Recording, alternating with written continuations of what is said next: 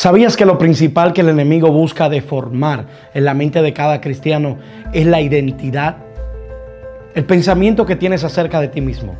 Proverbios capítulo 23, verso 7 señala: tal cual piensa el hombre en su corazón, tal es él. Una versión más moderna dice: en lo que tú piensas, en eso te conviertes. Por tanto, es necesario que estemos claros en nuestra identidad. Ahora, la Escritura señala acerca de un artefacto que desapareció en la historia, que tenía una identidad. Donde quiera que iba, era la señal de un pacto. Era la señal de un Dios de fidelidad. Donde estaba el arca y donde reposaba el arca, cada persona era bendecida. Ahora, ¿por qué desapareció esta arca? ¿Por qué no encontramos más datos de ella acerca de la historia? ¿Será que Dios habrá reemplazado esta arca? De eso hablamos en este sermón o en esta enseñanza que vamos a estar compartiendo. Arcas vivientes, señales del nuevo pacto.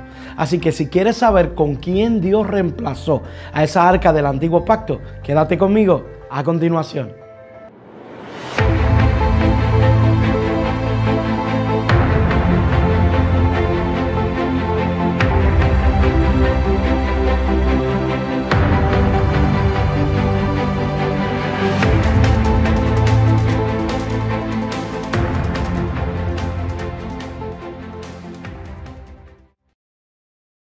Arcas vivientes. Hoy vamos a estar hablando de esto, de arcas vivientes, y de la misma forma vamos a estar usando la ilustración en una símil para poder así pues comprender lo que el Espíritu de Dios nos quiere traer.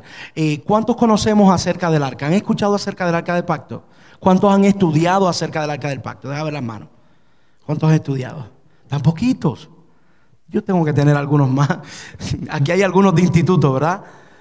Tengo aquí gente de instituto, hermanos del instituto. ¿Y cómo usted no me va a levantar la mano? ¿Cuántos estudiaron del arca del pacto? Pues dígame, todavía no he llegado a esa parte entonces. El arca del pacto en la Biblia, como todos hemos de saber o algunos sabemos, representaba la presencia de Dios. De hecho, cuando conquistaron a Jericó, lo primero que pusieron delante de ellos fue el arca del pacto.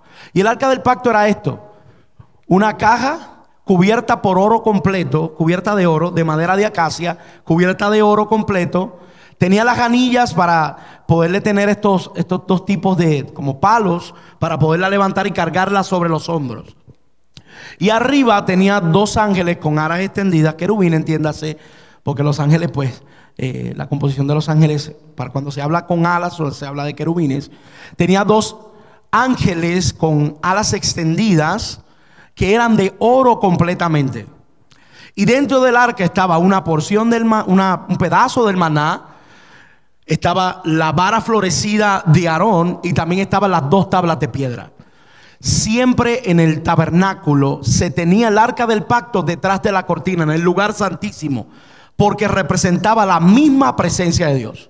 Y la Escritura establece que el que tocaba el arca del pacto, sin ser un sacerdote o ser alguien separado para esto, moría al instante. Fue el caso de lo que la Escritura habla de Usa. Cuando los bueyes tropezaron, el arca saltó, y antes de que el arca cayera al suelo, Usa trató de levantarla con su mano y al instante quedó muerto. Ya ese es otro tema que tendremos en otro tema de otra predicación, que lo explicaríamos en otro momento. Pero hoy vamos a hablar del arca del pacto. ¿Qué pasó con el arca del pacto? ¿Qué sucedió con el arca del pacto? ¿Qué cumplimiento tiene el arca del pacto? ¿Y por qué la palabra de Dios nos habla de ella? ¿Y qué señal? ¿Por qué hoy yo les digo que somos las señales del nuevo pacto? Vamos, dile por lo menos a dos personas: eres la señal del nuevo pacto. Dos personas por lo menos: eres la señal del nuevo pacto. Con todas tus imperfecciones, eres la señal del nuevo pacto. Entonces hoy vamos a estar hablando de pactos, vamos a estar hablando de dispensaciones, pero tenemos que comprender. El verso base que voy a usar está en 2 de Corintios, capítulo 4, verso 7. Este es el verso base. 2 de Corintios, su capítulo número 4, el verso número 7. El verso dice de la siguiente forma: pero tenemos estos tesoros en vasijas de barro, para que la excelencia del poder sea de Dios y no de nosotros. Voy otra vez. Pero tenemos estos tesoros en vasijas de barro, para que la excelencia del poder sea de Dios y no de nosotros. Entonces Pablo en una símil está haciendo una comparación y nos está comparando con vasijas de barro. Ahora, tenemos que preguntarnos ante esto, ¿cuál es el tesoro al que Pablo se refiere? Si Pablo dice, tenemos estos tesoros dentro de vasijas de barro, ¿a cuál tesoro es el que Pablo se refiere entonces? Tenemos que hacernos esta pregunta. Para poder responder a esto, tenemos que darle una introducción histórica y un trasfondo histórico, podremos que entenderlo. En la primavera de 1947 está por aquí un joven, un pastorcillo beduino. Y cuando le digo pastorcillo es literal, no era un pastor de personas, sino un pastor de ovejas. Entró a unas cuevas llamadas Qumran y lanzando unas piedras se encontró con que una de las piedras golpeó algo que en el sonido parecía una vasija.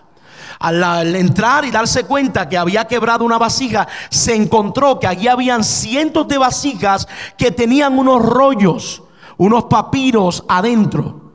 Cuando lo encontró, él no sabía qué era lo que contenían, se las llevó y partió con ellos y al encontrarse en un mercado trató de venderlos. Lo vendió en $1 aquellos escritos, y la persona que lo compró sí sabía lo que estaba comprando. Usted sabe que hay personas que en ocasiones venden algo y no saben lo que están vendiendo, pero el que lo compró sí sabía. El que lo compró sabía que lo que estaba comprando eran los rollos de la palabra de Dios. Rollos antiguos que, según una prueba de carbono 14, que es la prueba que se le hace a un documento o a un organismo vivo para saber el tiempo que tiene de existencia, se encontró que eran escritos que podían ser del siglo I, segundo, del siglo III o aún del año 45, 50 hasta del 60 después de Cristo. O sea, eran rollos antiguos de lo que hoy día usted y yo conocemos como Biblia. Ahora, ¿a qué Pablo se refiere cuando Pablo dice tesoros en vasos de barro? Hicieron una investigación, y he enseñado de esto antes, voy a traerlo con ustedes. Hicieron una investigación en la antigüedad y estaban buscando dónde guardar los rollos de la palabra de Dios. Antes no era como ahora. Hoy día tiene imprenta, hoy día hay imprenta, y a través de la imprenta, Gutenberg, la imprenta, se inventó la imprenta Gutenberg, y al inventar la imprenta pues se puede reproducir un material escrito. Pero para aquel entonces, para los tiempos donde Jesús estaba, o los tiempos donde se formó el Antiguo Testamento, no existía la imprenta. Todo era copia de copia. Si yo escribía un salmo, cuando yo terminaba de escribir el salmo, no todo el mundo sabía escribir, no todo el mundo sabía leer. Porque para aquel entonces el analfabetismo era una de las crisis de la sociedad. Habían personas selectas que sabían escribir y sabían leer. Venía un copista y el salmo que yo había escrito se encargaba de copiarlo. Y era copia de copia de copia. Y copiándolo era que se preservaba lo escrito hasta lo que hoy día conocemos como la palabra de Dios. Y comenzaron a investigar. Dijeron, tenemos que lograr encontrar un dispositivo, o más bien un envase que pueda contener los rollos de la Torá. Cuando yo digo Torá me refiero a todo el Antiguo Testamento. Los rollos de la Torá los pueda contener y pueda preservarlos. Alguien se ingenió y dijo, ok, lo voy a guardar en una caja de plata. Cuando lo guardaron en una caja de plata, se dieron cuenta de que, como era un material biodegradable, el papiro venía de una planta, de hecho de una planta de Egipto, papiro. Y al guardarlo dentro de la caja de plata, se dieron cuenta que a duras penas duraba 1 o 2 meses. Dijeron, la caja de plata no nos funciona porque necesitamos preservar esto que está escrito. Lo que ha dicho Dios necesitamos preservarlo por siglos. Dijeron, no nos funciona la caja de plata. Trataron con una caja de madera de acacia, y con la caja de madera se dieron cuenta que también apenas duraba unos 2 o 3 meses. También lo intentaron con un cofre de oro, y la metieron los rollos dentro de un cofre de oro, y se dieron cuenta que dentro del cofre de oro la capacidad térmica solamente lo podía contener, podía preservar los rollos de lo dicho por Dios o de lo escrito, lo podía preservar unos 6 meses. Y en la búsqueda a alguien se le ocurrió meter los rollos de la palabra de Dios, de la Torá, meterlos dentro de vasijas de barro. La vasija de barro en su interior tiene una capacidad térmica, tiene como una humedad, como con un ambiente seco. Y se dieron cuenta que guardándolo dentro de vasijas de barro, duraban los rollos de lo escrito de la palabra de Dios décadas, duraban años. Y dijeron: lo hemos encontrado, guardémoslo dentro de vasijas de barro. El apóstol Pablo, conociendo esto, en 2 de Corintios capítulo 4 verso 7, él dice: pero tenemos estos tesoros, ¿dónde?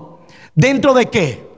Dese cuenta que Pablo no dice lo tenemos dentro de cofres de oro, no dice lo tenemos dentro de cofres de plata, no dice lo tenemos dentro de cajas de madera de acacia. El apóstol Pablo no dice esto. El apóstol Pablo dice: lo hemos guardado dentro del material más imperfecto, dentro de todos los materiales que podían contener los rollos de la palabra de Dios. Podía ser plata, podía ser oro, podía ser madera de acacia, que era costosísima, pero le plujo a Dios que lo que pudiera contener su palabra y preservarla fuera el material más imperfecto y el más quebrantable, vasijas de barro. Por eso el apóstol Pablo tiene que decir: pero tenemos estos tesoros, haciendo una símil contigo y conmigo. Somos quebrantables, somos imperfectos, pero Él ha guardado el tesoro dentro de nosotros. Vamos, dile al que está a tu lado: Dios ha guardado el tesoro dentro de ti. ¿Y a qué tesoro hago referencia entonces? ¿A qué tesoro puedo estar haciendo referencia entonces? La Escritura establece que Dios le plujo guardar dentro de nosotros su palabra, según Jeremías capítulo 31 verso 33. Él dijo: y este será mi nuevo pacto con ustedes. Ya mi palabra no estará en tablas de piedra, sino que ahora las voy a guardar en las tablas de vuestro corazón. Entonces, usted está viendo la símil: vasos de barro, dentro de nosotros puso el tesoro. Si algo tenemos que comprender es que la Escritura nos llegó hasta nosotros a través de dispensaciones. Diga conmigo: dispensaciones y pactos. La Escritura nos llegó a nosotros. Usted no se ha dado cuenta de algo. Piense conmigo, piense conmigo, piense conmigo. Cuando usted lee el Antiguo Testamento, ¿no se ha percatado de algo? Que parece ser un Dios diferente al del Nuevo Testamento. ¿No le ha pasado? Vamos, acá, allá atrás. ¿Le ha pasado? ¿Ha leído alguna vez un verso bíblico donde dice que Dios mandó al rey a matar hasta los que mamaban? ¿A matar hasta los niños? ¿Se ha encontrado con eso? Allá, ¿se ha encontrado con eso? ¿Se ha encontrado alguna vez con un verso bíblico que dice que unos jóvenes se burlaron de Eliseo por ser calvo? Así que cuidado de burlarse de mí por ser calvo.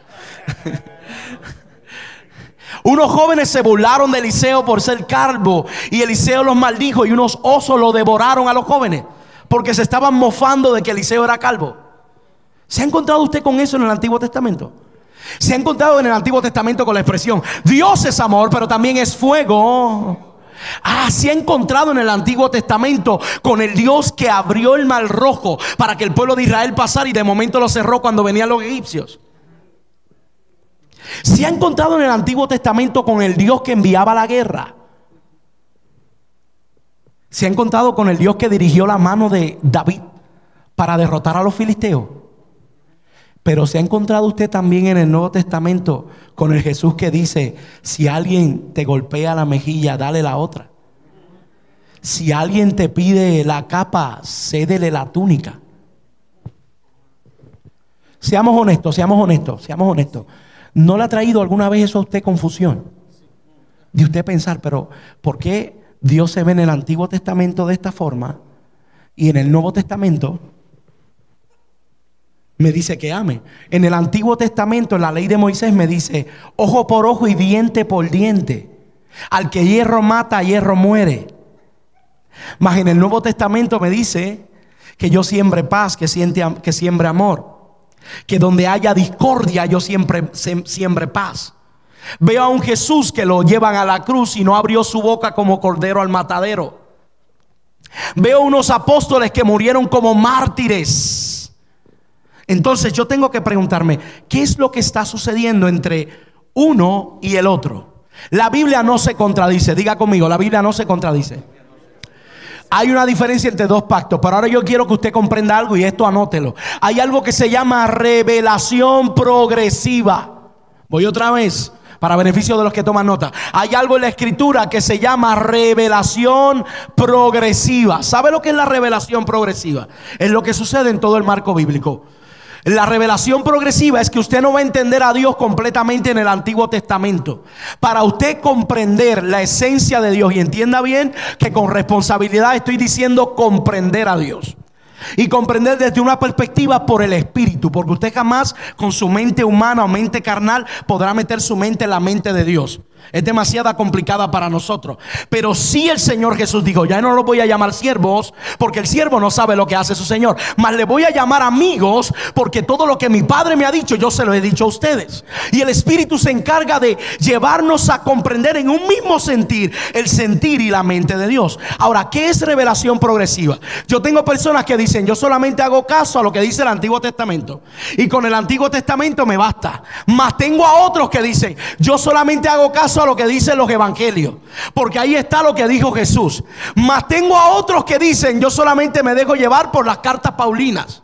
Mas tengo a otros: yo me dejo llevar por las cartas pastorales. Y entiéndase por las cartas pastorales, la carta Pedro, la de Filemón, la carta de Santiago, son las cartas pastorales. Yo me dejo llevar por esto solamente. Y de ahí crean su teología y su comprensión. Cómo entienden la fe, lo crean desde esa perspectiva. Pero dígale que está a su lado: la Biblia es para aplicarla toda, de tapa a tapa hasta los mapas.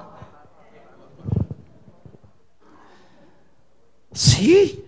Mire, usted no va a encontrar, usted no va a tener revelación de Dios completa solamente en el Antiguo Testamento, tampoco solo en los evangelios. Revelación progresiva es un Dios que se fue revelando progresivamente, porque en el Antiguo Testamento se le conoce, wow, y no voy a entrar fuerte en esto, pero si usted quiere investigar más de esto, se llama el tetragramatón. Tetragramatón. Ese es el tetragramatón. Es un nombre que se le atribuye a Jehová Dios. Jehová no es el nombre de Dios, fue el nombre que le dieron los hombres. Y el Jehová significa el Dios que no se le puede nombrar el nombre. Ese es el tetragramatón. El problema está en que la gente piensa que en toda la revelación de Dios está en el Antiguo Testamento, pero la vemos de manera progresiva. Vemos desde el Antiguo Testamento a un Dios que se revela, a un Dios que se deja ver como el Dios que es guianza y que quiere sacarnos de la esclavitud. Y desde el Antiguo Testamento vemos como unos piscolabis, como unos sneak peeks, ¿así se diría? Sneak peek. Ok, sorry, inglés con barrera. Sneak peek. Vemos unos sneak peek desde el Antiguo Testamento, y vemos directamente que en el Antiguo Testamento hay una referencia profética acerca de Jesús. Hay una referencia mesiánica, para luego ver cómo Dios se revela. ¿Cómo Dios se revela en el Nuevo Testamento? No se revela como Jehová Dios, se revela de dos formas. En la figura de Cristo, el Emanuel, Dios con nosotros. Y de la segunda forma en Mateo capítulo 6 verso 6, diciendo: vuestro Padre que está en los cielos. Se revela como Padre, para luego, al finalizar, y usted va mirando dentro de todas las cartas, se va revelando como Padre. Luego Jesús se revela como el primogénito de muchos hermanos, y nos llama a nosotros hermanos de Jesús. Por eso él dice: no los voy a llamar siervos, los voy a llamar amigos, porque el amigo no sabe lo que hace su Señor. Y más adelante el apóstol Pablo tiene que decir: y él nos ha adoptado. Hemos sido adoptados y hemos sido engendrados por el Espíritu, y pasamos a ser hermanos de Jesús por medio de ser engendrados por el Espíritu. Eso es revelación progresiva. Hasta Apocalipsis, que ya no lo vemos revelado como un cordero, termina revelado como un león. Ya no se ve revelado como el siervo sufriente, sino se ve revelado como el Jesús que viene con cotola de juez a juzgar las naciones junto con la iglesia. ¿Cuántos van a estar con el Señor en eso? Amén, amén. Entonces tenemos que entender que Dios trató, la forma que Dios trató con la humanidad y comenzó su trato con la humanidad fue a través de dispensaciones y pactos. Diga conmigo: dispensaciones y pactos. En el griego eso se conoce como diateque. Diateque le aparece 33 veces en el Nuevo Testamento. Y el término verí le aparece 285 veces en el Antiguo Testamento. Ese término es en hebreo. Aquí hay una descripción que cuando tengan el PowerPoint la van a poder leer con con mayor amplitud. Entonces, diateque y verit se refiere a un pacto. Un pacto es hecho, o más bien un testamento es hecho cuando está ausente o cuando antes de morir el testador. Y el testamento lo que indica y revela es la voluntad del testador. ¿Cuál fue su voluntad cuando él no estuviese? Entonces tenemos que comprender que los pactos no vienen de los hombres hacia Dios, sino vienen de Dios hacia los hombres. Voy otra vez. Un pacto no viene de los hombres hacia Dios, sino de Dios hacia los hombres. Hoy día vimos una mentalidad moderna de personas pactando. ¿Usted ha escuchado eso? Voy a pactar para que Dios haga un milagro. Voy a pactar con dinero para que Dios salve mi familia. Voy a pactar. Ese tipo de pacto es una fórmula incorrecta, porque los pactos no inician del hombre hacia Dios, sino de Dios hacia el hombre. Donde único el hombre inicia el pacto es cuando se está hablando de ocultismo. En el ocultismo los hombres inician los pactos, pero desde las dispensaciones y desde las eras, centurias y los eones, que cuando hablamos de eones hablamos de la eternidad de Dios, y los eones de Dios, el que inicia los pactos es Dios. Dios es el que lo inicia. El hombre estaba perdido, el hombre no buscaba a Dios y Dios buscó al hombre. De eso se trata. Entonces, para poder comprender esto con amplitud, tendríamos que separar. Los pactos con los cuales Dios trabajó fueron 7, y los 7 pactos, cada uno de ellos tenían unas condiciones. Entonces, note bien y no se me pierda, por favor, porque de aquí es que vamos a traer toda la enseñanza. Voy a tratar de avanzar hoy para que podamos salir a tiempo y temprano. Pacto. Cuando hablamos de un pacto, cada pacto tiene condiciones. Cuando Dios hizo pacto, tenía condiciones cada uno de sus pactos. Estas son 2 de las características de un pacto. Número 1, escuche bien. Dios deja una señal, algo visible, para que usted pueda conmemorarlo o recordarlo. Voy otra vez. Cuando es un pacto que la iniciativa viene de la mano de Dios o viene de Dios, Dios siempre dejará algo visible para que usted lo recuerde o lo conmemore. ¿Me doy a entender? Y número 2, dentro del pacto, las condiciones que tienen que haber dentro del pacto. 2, Él entrega o otorga, restablece al hombre algo que se había perdido o algo que él no merecía. Dios le otorga al hombre algo que no merecía, o le restablece algo que se había perdido en el camino. Entonces, ¿qué comprendimos acerca del pacto? Para hacer un pacto que Dios es el que lo inicia, ¿qué tiene que tener? Condiciones. ¿Y cuáles son las condiciones? Tiene que haber una señal, algo visible. ¿Y qué tiene que haber? Dios entregando o otorgando algo, o devolviendo algo que se había perdido. ¿Estamos claros? Yes, ok.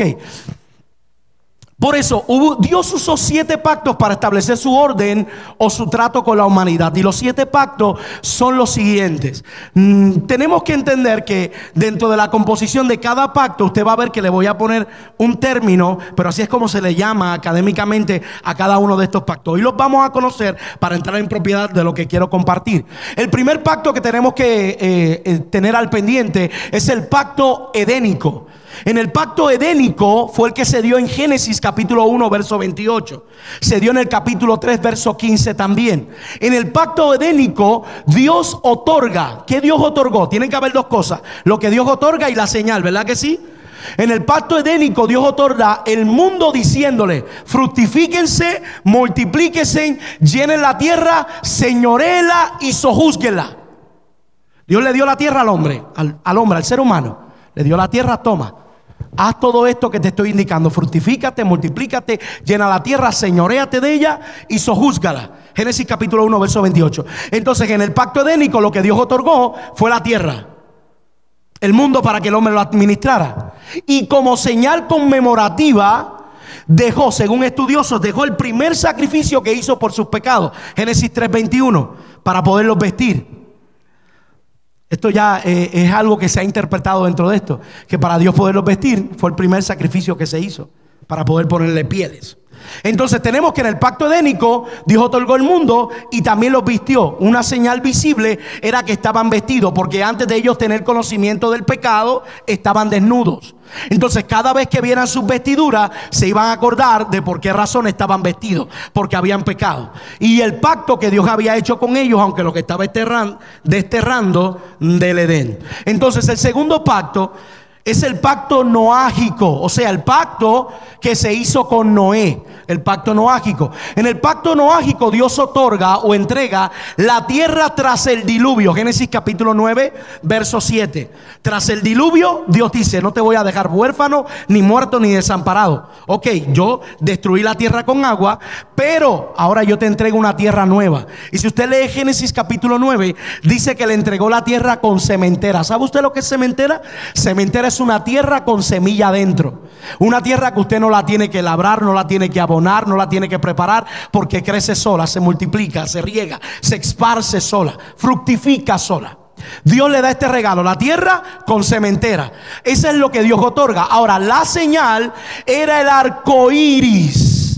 Y mire si Dios es fiel. Primera de Crónicas 16:15 dice que Dios hace memoria de sus pactos hasta 1000 generaciones. Voy otra vez. Dios hace memoria de sus pactos. Otra versión dice: Dios hace memoria de sus promesas hasta 1000 generaciones. Y alguien me puede decir, ¿cuántos son 1000 generaciones? Muchísimo. Se dice que una generación es entre 30 y 40 años. Calcule, si lo pusiéramos en matemáticamente hablando, más de 40.000 años. La tierra tiene, según estudiosos, según la Biblia, la tierra tiene cerca de 5.000 años. Según la ciencia, la tierra tiene más tiempo, pero según la Biblia, tiene ese tiempo. Entonces, ¿qué Dios deja para que recordemos este pacto? El arco iris. Y mire si Dios es fiel, que cada vez que llueve mucho, ¿qué usted ve en el cielo? Un arco de colores. Ese pacto no fue solamente con Noé, fue también con la tierra. Porque cada vez que llueve mucho, Dios permite el arco de colores para acordar que Él hizo este pacto y permanece hasta el día de hoy para señal no solamente de nosotros, sino también para señal para esta tierra. No te vuelvo a destruir con agua. Entonces ese es el pacto noágico. ¿Ve cómo Dios va tratando? ¿Lo va viendo? El pacto edénico, el pacto noágico. Ahora, vea el tercer pacto, es el pacto abrahámico. Y este lo hizo directamente con Abraham y con los hijos de Israel. ¿Cómo estamos involucrados nosotros? Porque nosotros fuimos la rama que hemos sido injertada en esa bendición. Fuimos la rama que estaba excluida del árbol y Dios nos injertó en esa bendición. Ahora, ¿qué Dios otorgó en el pacto abrahámico? Él otorga la tierra, porque le dijo a Abraham: te daré tierra tuya, de tu propia posesión. Y también le otorga descendencia, porque esto es parte de un pacto. Porque Abraham y Sara, ¿qué eran? ¿Qué eran Abraham y Sara? ¿Podían tener hijos? No, eran estériles. Por tanto, era algo que Dios lo estaba otorgando, porque de manera natural ellos no lo podían tener. Entonces Dios le otorga la tierra y le dice: te voy a dar descendencia. ¿Y qué señal le dejó conmemorativa? Y Dios es celoso con estas señales. La señal de la circuncisión, según Génesis capítulo 17, verso 1 al verso 4. Para que fuera el pacto visible, Él dice: para que ustedes se acuerden de mi pacto, tengo que dejar algo que ustedes lo vean. ¿Qué voy a dejar? Ok, la circuncisión. Por eso es que tenían que practicar la circuncisión. Por eso casi Moisés pierde la vida cuando fue bajando del monte Sinaí, porque no se había circuncidado todavía. Porque era una señal. Dios, había un problema con los hijos de Israel. Dios tenía que dejarle señales, porque ellos eran muy olvidadizos. Por eso cuando Dios le habla acerca de la palabra, le dice: átala a tu cuello, recítala en la mañana, en la tarde y en la noche, enséñaselas a tus hijos, porque olvidaban con facilidad. Entonces, dentro del pacto abrahámico quedamos que Dios entrega la tierra y la descendencia, y la señal conmemorativa era la señal de la circuncisión. La circuncisión era la señal conmemorativa. Ahora, el cuarto pacto, y oído con este, porque este es muy importante, este está muy relacionado con el pacto que usted y yo estamos viviendo. El cuarto pacto es el pacto mosaico o sinaítico. Otros le llaman el pacto de la ley. ¿Cuántos saben que ya no estamos en la ley, que estamos en la gracia? La ley y la gracia. No tengo tiempo para explicar eso hoy, será otro tema de otro día, pero quiero entrar en esto. ¿Qué Dios otorga en el pacto mosaico? Otorga libertad de Egipto y entrega la ley mosaica. Note bien, voy otra vez. Él otorga la libertad de Egipto y entrega también la ley mosaica, lo que se conoce como la ley mosaica. Eso es lo que Dios otorga. Ahora, ¿qué señal conmemorativa dejó? Aparte de las tablas de la ley, ¿qué señal conmemorativa? A diferencia de los demás, de los 3 pactos anteriores que hemos mencionado, este es el único que Dios deja 2 señales. Diga conmigo, 2 señales. Dios deja 2 señales. ¿Cuáles fueron? El día, el Sabbat y el arca del pacto. ¿Se acuerdan que les enseñé al principio lo que era el arca del pacto? Tiene diversos nombres: el arca del testamento, el arca de la alianza, el arca del pacto, el arca de la presencia de Dios. Se le llama de diversas formas. ¿Qué Dios dejó? El sábado, el día y el arca del pacto, para que ellos siempre se acordaran. Lo dejó como una señal visible. Eso era parte del cuarto pacto como tal. Ahora, veamos el quinto pacto. El quinto pacto es el levítico, el de la tribu de Leví. En este pacto Dios otorga separación de las demás tribus, y de la tribu de Leví se separaría y sería especial entre todas las tribus de Israel. ¿Se acuerda de todas las tribus de Israel, verdad que sí? Rubén, Simeón, Gad, Neftalí. ¿Se acuerda? José, Benjamín. Leví iba a ser una tribu aparte, aislada.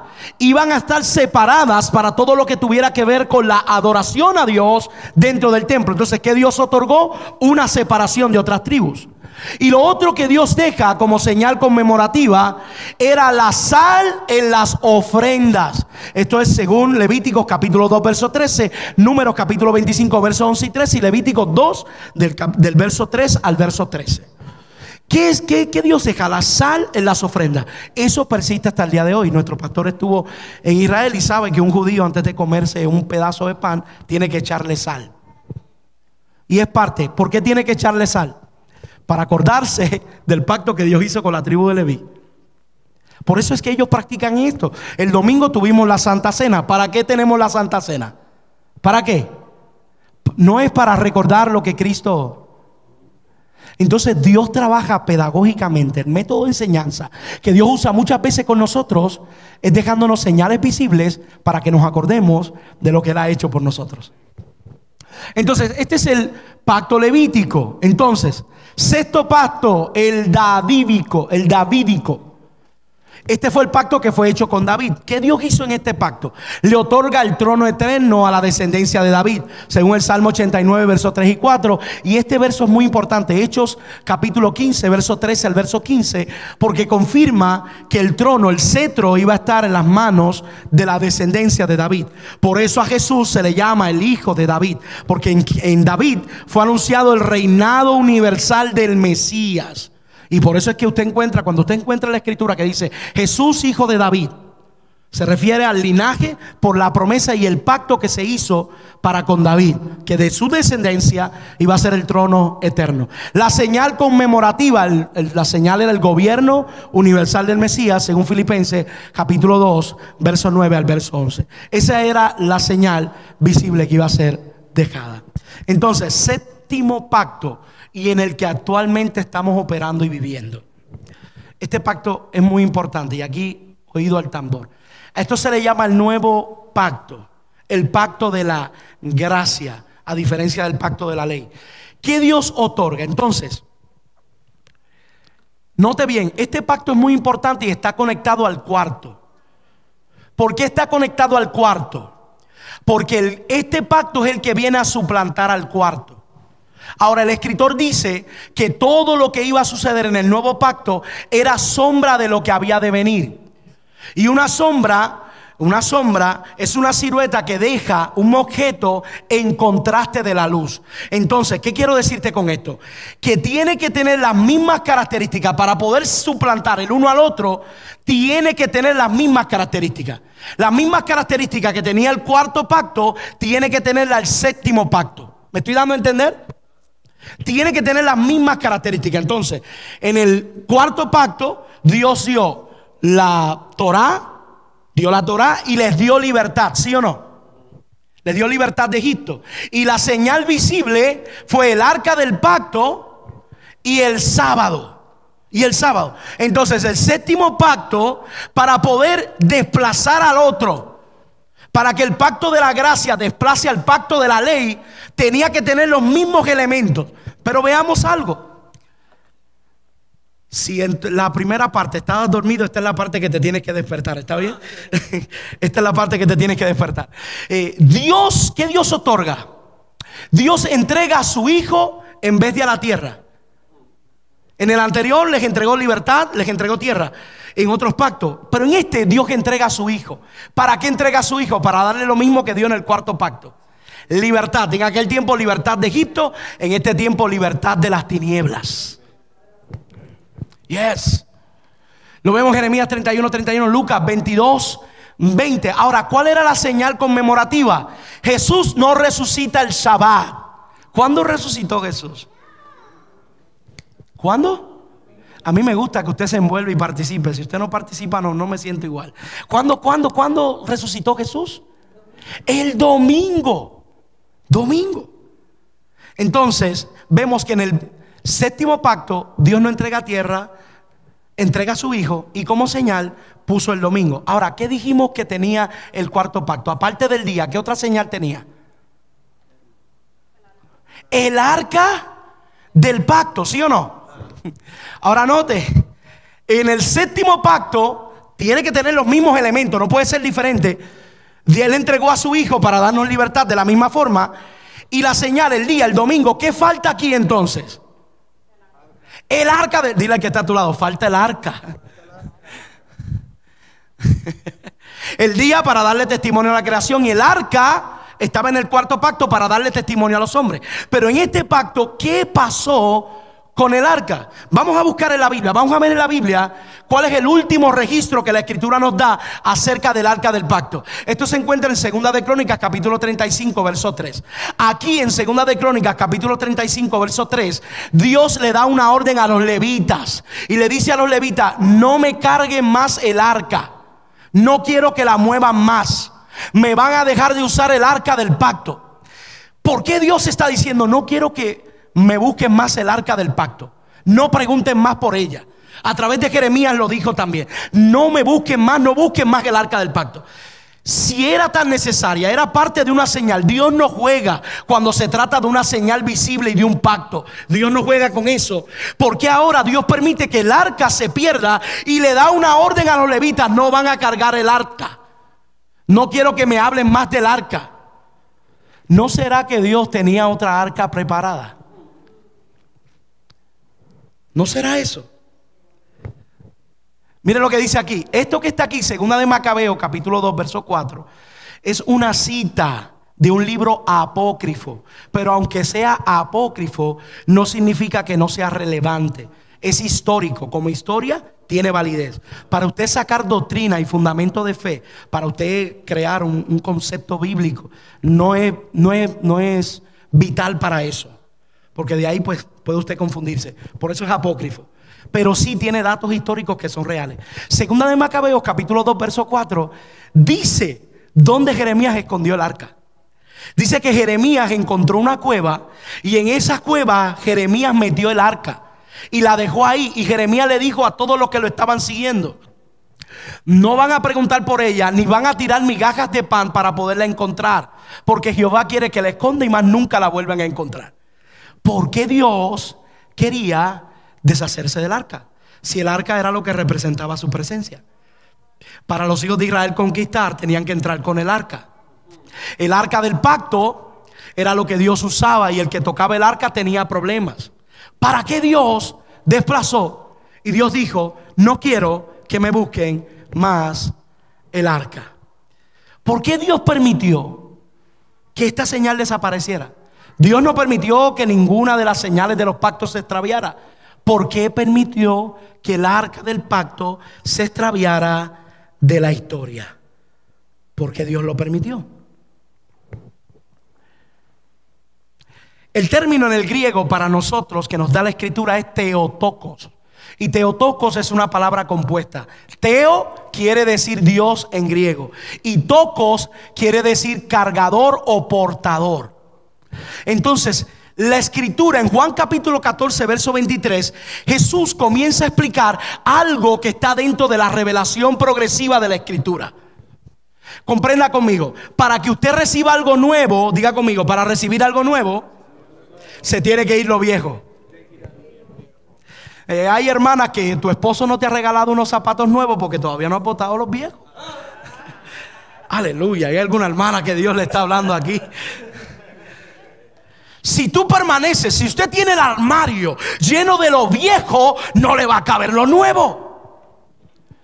Entonces Jesús aparece con un vino nuevo para hablar de esto. Jesús aparece para decir claramente: yo necesito que la mentalidad que ustedes tienen de la revelación del antiguo pacto ahora sea reformada por lo que yo les quiero enseñar. En el antiguo pacto ustedes conocieron a un Jehová Dios que se manifestaba en las alturas del monte, que estaba en el trono, que estaba en el cielo, que estaba distante de ustedes, que Isaías tenía que gritar en el capítulo 66: si se rompiesen los cielos, si tú descendieses aquí, si tú cambiaras el panorama. Ahora Jesús quiere revelar algo totalmente distinto. Ahora Jesús dice: ya ustedes no lo van a ver como el Dios que solamente está en el cielo mientras ustedes están aquí en la tierra. Yo quiero que ustedes comprendan algo. Juan, el libro favorito de nuestro pastor, capítulo 14 verso 23, Jesús dice: el que me ama, mi palabra guardará. Mire la concesión: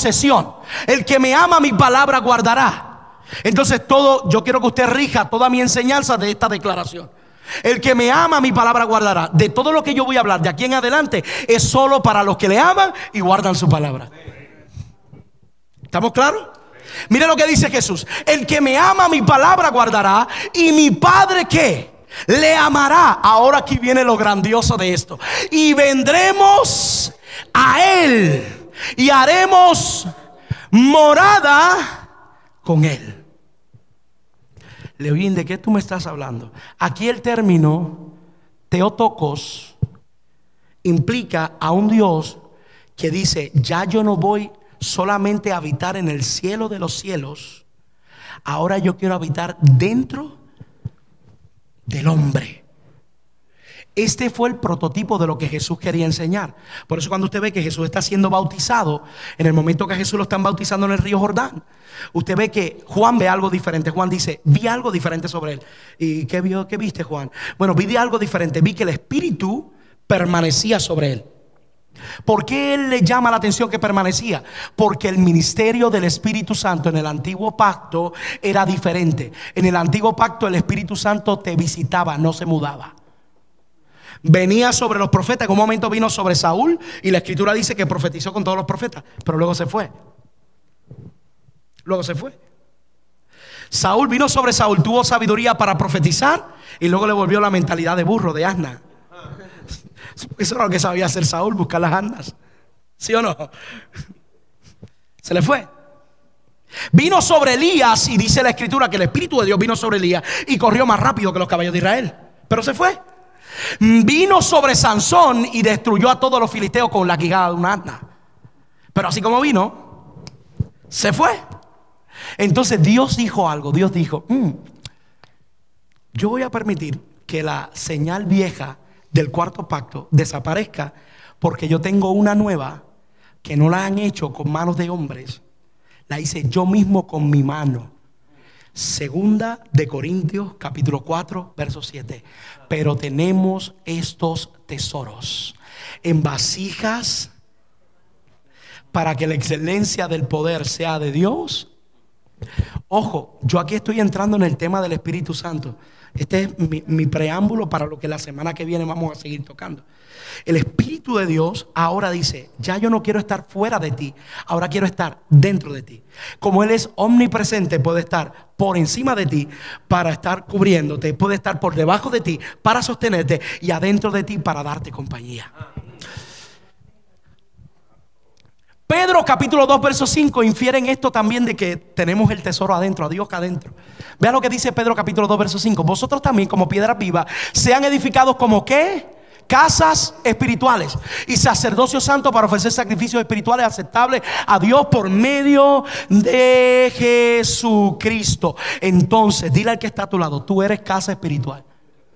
Tú eres Teotocos. Tú eres portador de la presencia de Dios. Por eso usted no viene a la casa de Dios a adorar, porque usted es la casa de Dios. Muchas casas de Dios se reúnen en este lugar que se llama el templo para adorar a Dios. Por eso tu adoración no empieza cuando llegas aquí a la iglesia. Tu adoración comienza desde que abres los ojos. Comienzas a bendecir el nombre del que vive y reina, porque sabes que Él habita contigo dentro de tu corazón. ¿Cuántos saben que Dios habita dentro de nosotros? Entonces, si Dios habita dentro de nosotros, vamos a ver si usted figura esto. Quiere decir que la señal del cuarto pacto, el arca, desapareció porque Dios tenía un arca viviente. Diga conmigo: arca viviente. Leo bien, tú tienes que darle base bíblica a esto, porque eso me parece una herejía lo que tú estás hablando. Vamos a darle. Para yo poder establecer esto, mi tesis escritural, yo la tengo que establecer comprobándolo. Entonces, si yo estoy correcto, las mismas características que el arca tenía, las tenemos nosotros. ¿Me sigue? No se me pierde. Ahí conmigo. Las mismas características que el arca tenía, las tenemos nosotros. Leoín, ¿cómo es esto? ¿Está eso en la Biblia? Vamos a ver. La primera característica del arca: dentro del arca estaban las tablas de la ley. Dentro del arca estaban las tablas de la ley. Esta es la primera característica que encontramos del arca, que dentro de ella estaban las tablas de la ley. Entonces, Romanos capítulo 2, verso 15 y Jeremías capítulo 31, verso 33 nos trae la comparativa. Si dentro del arca del pacto estaban las tablas de la ley, dentro de la nueva arca, del arca viviente, diga conmigo, arca viviente, también tiene que estar las tablas de la ley. Alguien que me busque Jeremías capítulo 31, verso 33. Jeremías capítulo 31, verso 33. Jeremías capítulo 31, verso 33. Jeremías capítulo 31, verso 33. Jeremías capítulo 31, verso 33. Jeremías capítulo 31, verso 33. Jeremías capítulo 31, verso 33. Jeremías capítulo 31, verso 33. Jeremías capítulo 1, verso 30. ¿Lo tiene, mi hermano? ¿Lo tiene? ¿Quién lo tiene? Adolfo, ¿lo tiene, pastor? Léalo fuerte, fuerte, con toda potencia. Pero este es el pacto que haré con la casa de Israel después de aquellos días, dice Jehová. Daré mi ley en su... ¿En dónde? En su mente. Y Ah. la escribiré en su corazón. Oh. Y yo seré a ellos por Dios y ellos serán por pueblo. Oh, daré la ley en su mente y la escribiré ¿dónde? Entonces, ¿dónde están las tablas ahora? Alguien tiene que estar conmigo hoy. Vamos, toca a tu vecino y dile: están dentro de mí. Él ha escrito su palabra dentro de mí. Él ha escrito. Entonces, si esta es la primera característica, Romanos 2:15 dice que ya el Espíritu de Dios no ha escrito. No ha escrito, Él no ha escrito como en papel o en tinta o con tinta de hombre, sino que escribió por medio de su Espíritu su ley en nuestro corazón y en nuestra mente. Entonces, la primera característica la cumple. La primera característica es que las tablas, la ley estuviera adentro. Entonces, del arca del pacto, del cuarto pacto, la ley estaba adentro. Y de la arca viviente, la palabra de Dios que está adentro también. Entonces, la segunda característica, sobre ella habían ángeles con alas extendidas cubriéndola. Ok. La del cuarto pacto, habían ángeles con alas extendidas sobre ella, cubriéndola. Muy bien. Ahora, sobre mí, cuando hay ángeles con alas extendidas cubriéndome. Salmo 34, verso 7. El ángel de Jehová acampa. Aleluya. Alrededor de los que le temen y los que los defienden. Entonces tú y yo también tenemos ángeles cubriéndonos con sus alas extendidas sobre nosotros.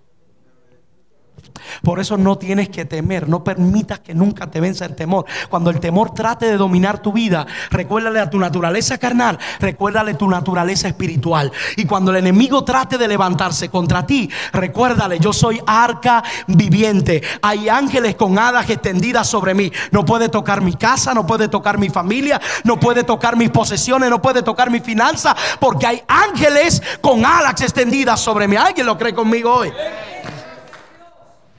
Arcas vivientes. Entonces, la tercera característica, la segunda ya la cumplimos. La tercera característica. Donde el arca reposaba, bendecía al que le daba alojamiento. Este fue el caso de Obed-edom. Cuando Obed-edom tuvo el arca en su casa, esto está en 2 de Samuel, capítulo 6, verso 11, dice que la tuvo solamente por un corto tiempo. Y cuando tuvo el arca en su casa, dice la escritura, que la casa de Obed-edom fue bendita completa.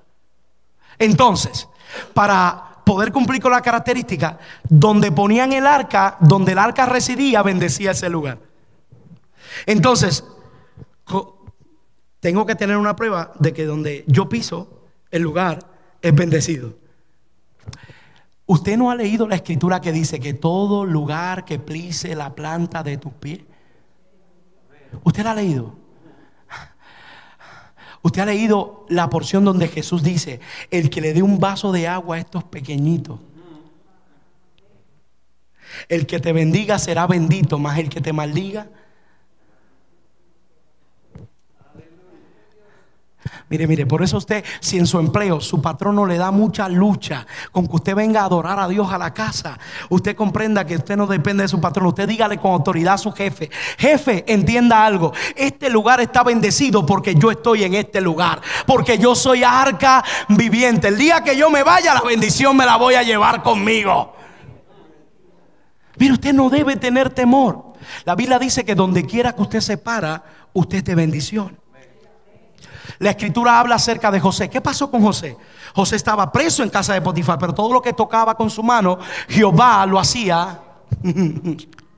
Entonces, dentro de las características como arca viviente, es que donde quiera que usted está, es bendecido el lugar, es bendecida la gente que está cerca de usted, es bendecida la gente que le ayuda, es bendecida la gente que le da la mano. Por eso, al que le da la mano, al que lo bendice y al que le da a usted provisión, es bendecido por Dios, y no escasea la provisión sobre ellos, porque usted es arca viviente.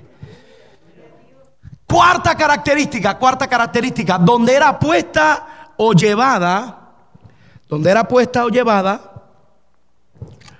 derrocaba o despojaba las potestades territoriales. Usted sabe que nuestra lucha no es contra sangre ni carne, sino contra potestades, principados, huestes de maldad que están en las regiones, gobernadores de las tinieblas que están en las regiones celestes. Entonces, Primera de Samuel, capítulo 4, verso 8, registra un momento donde pusieron el arca. Los filisteos se robaron el arca y la pusieron en el templo del dios Dagón. Y Dagón no era solamente un dios que ellos tenían como una pieza de arcilla, de madera o una pieza de bronce. Dagón era una potestad territorial. Por eso usted ve que cuando Moisés pelea con Amalek, Dios le dice: tendrás guerra con Amalek de generación en generación. Amalek no era eterno. ¿A qué Dios se refería? Al espíritu que operaba sobre Amalek. Y hay espíritus territoriales, hay espíritus y demonios que operan en contra tuya, que se levantan en contra tuya, que tratan de hacerte la guerra, que tratan de hacerte la vida infeliz. Pero yo quiero hacer la comparación. Cuando el arca la pusieron en el templo de Dagón, al otro día Dagón amaneció sin brazos. Al otro día Dagón amaneció sin cabeza. Al próximo día, y al día postrero, amaneció postrado en el suelo. ¿Sabe lo que Dios le estaba diciendo a toda deidad? Nunca tendrán más poder que el nombre glorioso de nuestro Dios.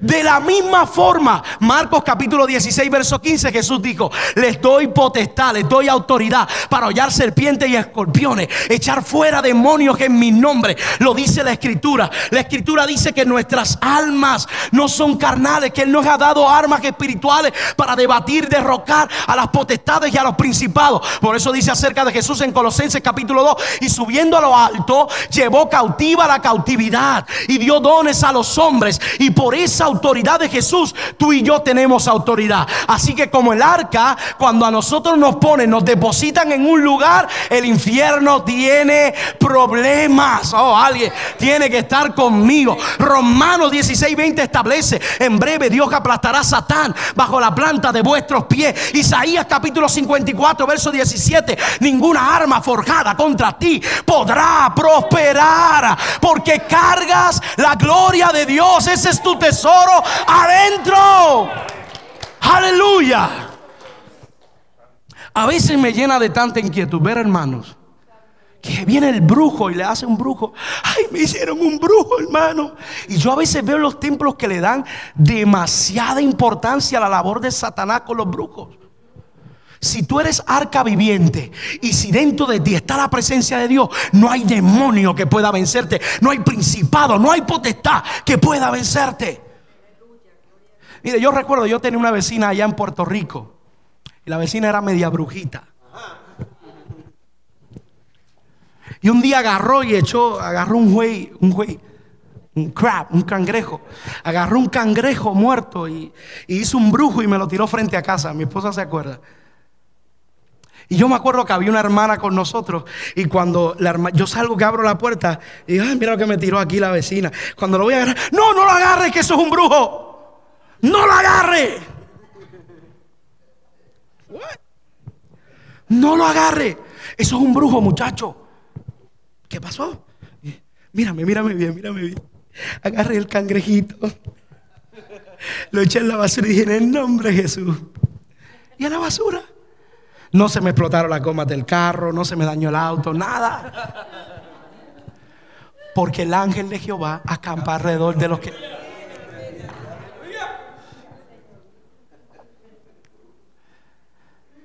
Yo a veces veo personas que llegan al evangelio, y esto es parte de la santificación, y no se transforma su mentalidad.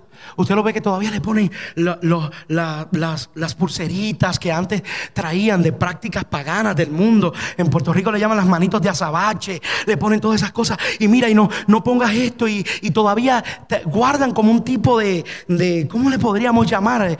Como ese tipo de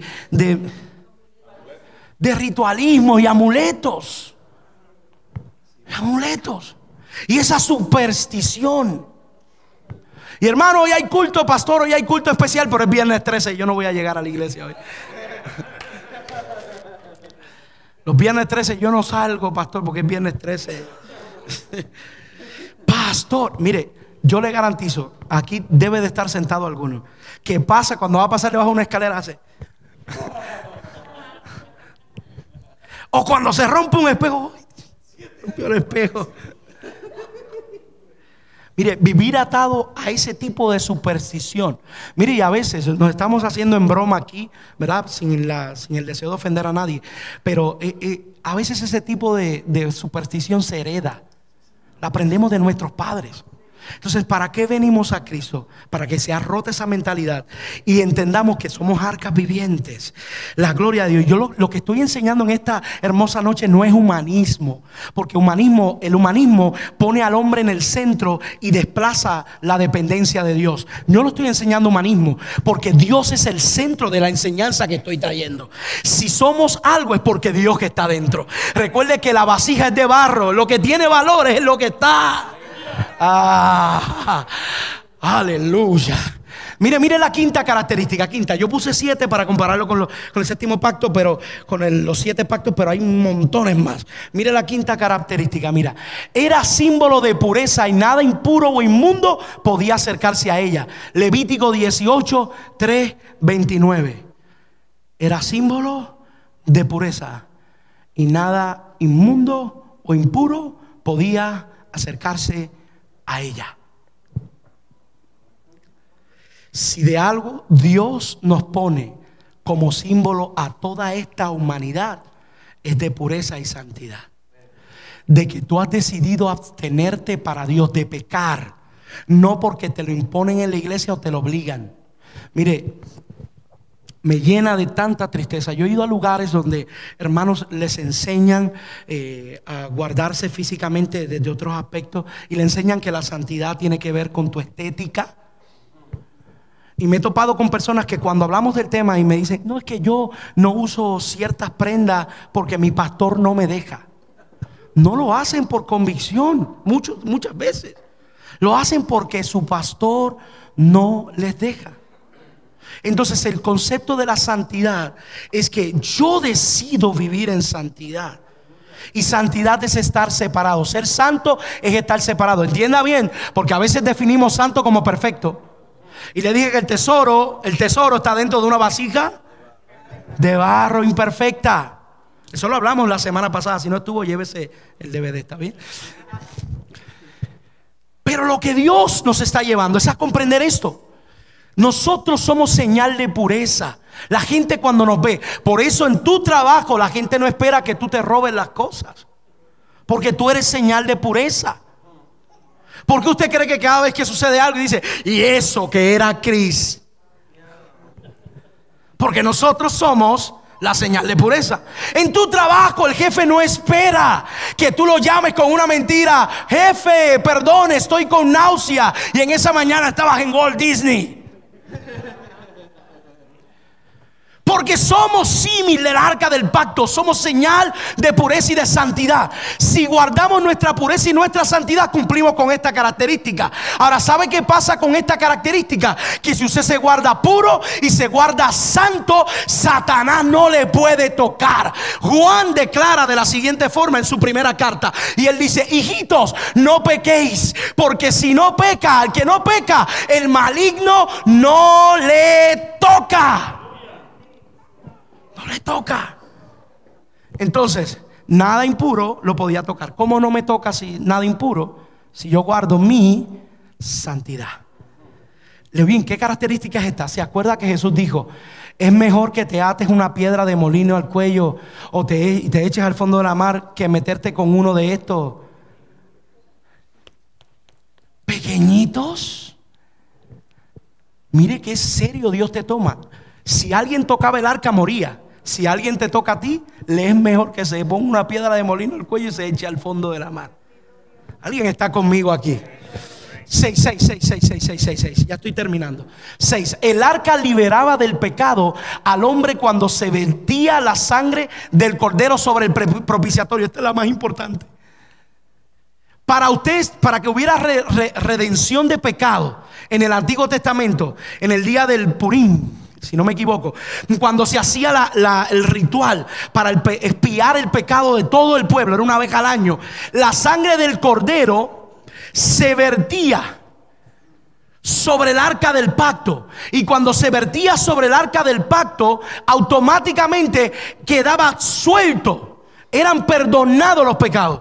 Eso sucedía con el arca en el cuarto pacto. Eso sucedía con el arca. Ahora le bien, ¿cuál es la símil en que nosotros nos parecemos al arca del pacto? Míralo aquí, Levítico 16 es lo que yo estoy señalando.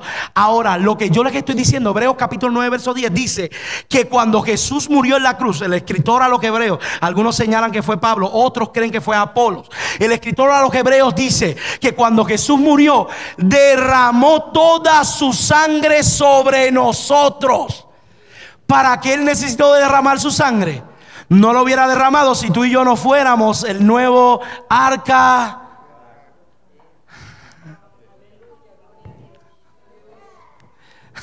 Alguien está atrapando lo que estoy diciendo.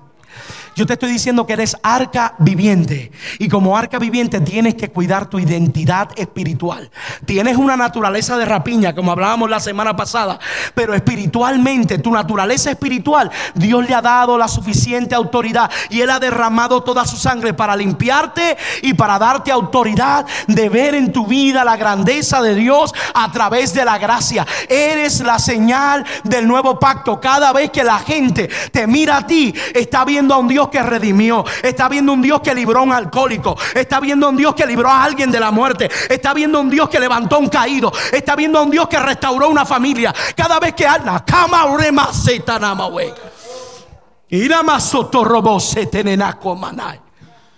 cada vez que en la calle alguien te mira a los ojos, está viendo a un Dios que perdonó, redimió, salvó, restauró, levantó, sanó de cualquier crisis. Oh my God, my Lord. Vamos, toque a dos personas por lo menos y dígale: eres arca viviente, eres arca viviente, eres arca viviente, eres arca viviente, eres arca viviente, eres arca viviente. Por eso Juan capítulo 20, verso 22 al verso 23 dice: y Jesús les dio autoridad y derramó toda su sangre completa. Y esto se cumple, lo que tenía que ver con el propiciatorio y todo lo que tenía que ver con el arca. Y el séptimo, muy importante, el arca tenía una porción del maná adentro. Aquí es donde yo choco, porque el maná usted no lo podía recoger y guardarlo. Pero dentro del arca permanecía intacto. El maná en la escritura es tipo de la palabra de Dios, del logos. Por eso Jesús le dijo a los fariseos: sus padres comieron del maná en el desierto, y después que comieron de aquel maná se murieron. Pero el que come de mí, pan de vida que ha descendido del cielo, el logos, la palabra viva, el que me come de mí jamás morirá. Entonces el arca tenía una porción del maná adentro, y nosotros también tenemos una. Pero 2 Corintios capítulo 4 verso 7 dice que las vasijas de barro son las únicas que pueden contener el tesoro. El arca era la única que podía contener el maná. Por eso nosotros somos arca viviente, porque somos los únicos que podemos contener la. Estás conmigo. Tenía la vara floreciente de Aarón. ¿Sabe por qué Dios permitió que pusiera la vara florecida de Aarón? Era un recuerdo de las experiencias que Dios le había dado a la nación de Israel, al pueblo. Dentro de ti, ¿hay algún recuerdo de algo que Dios ha hecho? ¿Hay algún recuerdo dentro de ti? Eres arca viviente.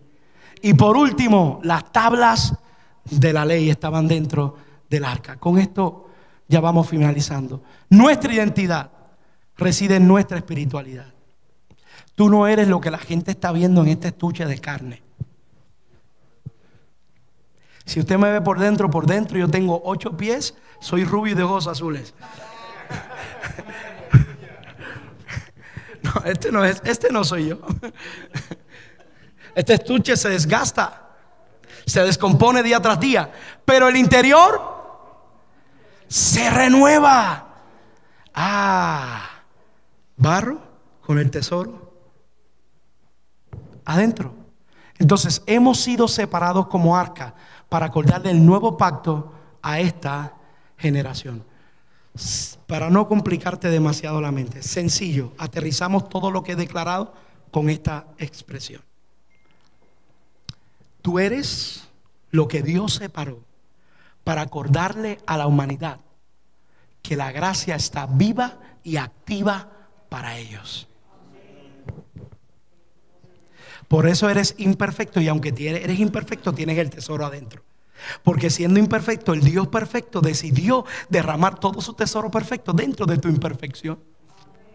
Y cada vez que te quejas de tu barro, vasija, Dios te va a decir: bástate en mi gracia, porque mi poder se perfecciona en tu debilidad. Finalizo con esto, mis hermanos. Búsquenos en Facebook. Y la semana pasada no lo hizo. ¿Por qué les estoy instando? Y me van a ver que toda la semana lo voy a seguir haciendo. Búsquenos y denos un like. Es para que usted me ayude a orar. Me ayude a orar. Ahí en Facebook, en el fanpage, ponemos los lugares donde Dios nos está llevando a ministrar la palabra de Dios, a enseñar, a predicar. Y para mí es vital, número uno, que usted me ayude a orar. Cuando usted lo vea, me busca en Facebook y usted lo ve y usted dice: Señor, ayuda a Eugenia, a Yanesa, ayúdale, Padre, donde van. Y a la misma vez también usted sabe dónde estamos.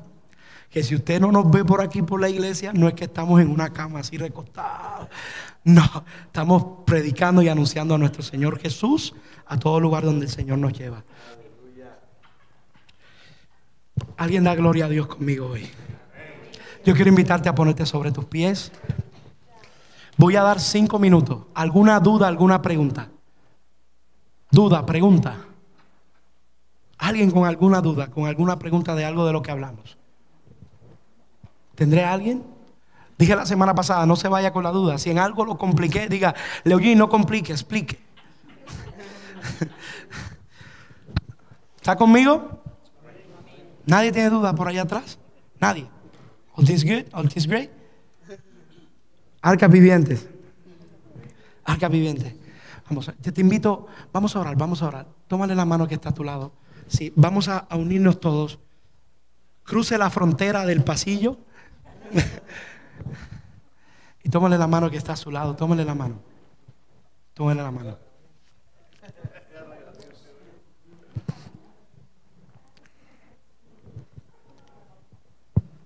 Escucha bien. El objetivo de Satanás siempre será denigrar tu identidad. Escuche, muy importante. El objetivo de Satán siempre es denigrar tu identidad, que tú te sientas mal espiritualmente contigo mismo. Porque si él lo logra, tú vas a abandonar tu posición.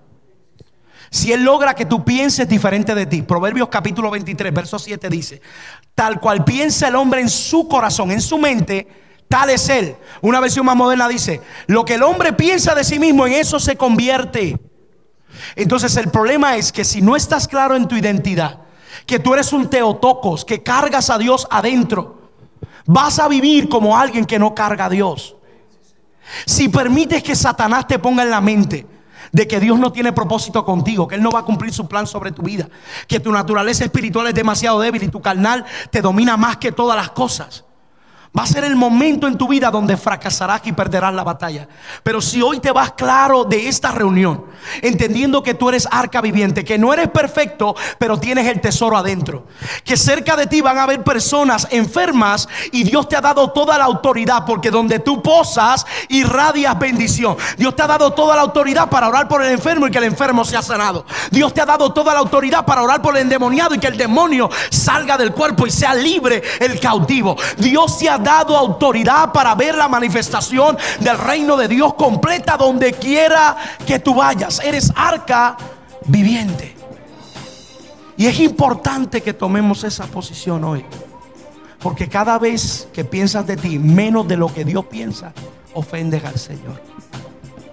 Lo ofendes, porque Él te miró con agrado, te miró con amor, y tú le dices: yo no sirvo. Él dijo: te quiero usar, y tú te rechazas. No, ¿para qué? Él usa al pastor, a la pastora, al pastor Maldonado, a la pastora Nancy. Y cuando los pastores se te acercan a pedirte que les ayudes en algo, eso no viene del corazón de ellos. Es el sentir que pone Dios, porque la Escritura dice que del corazón del hombre nada bueno produce. Todo viene directo del sentir de Dios.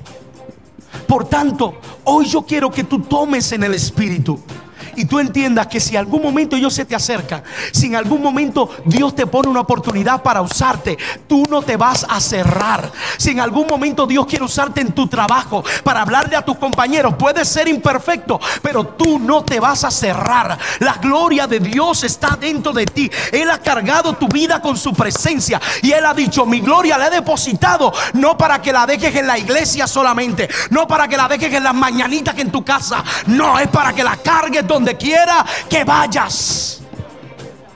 Hoy su gloria está aquí. Y para poder vivir crecimiento tenemos que entender nuestra identidad en Cristo.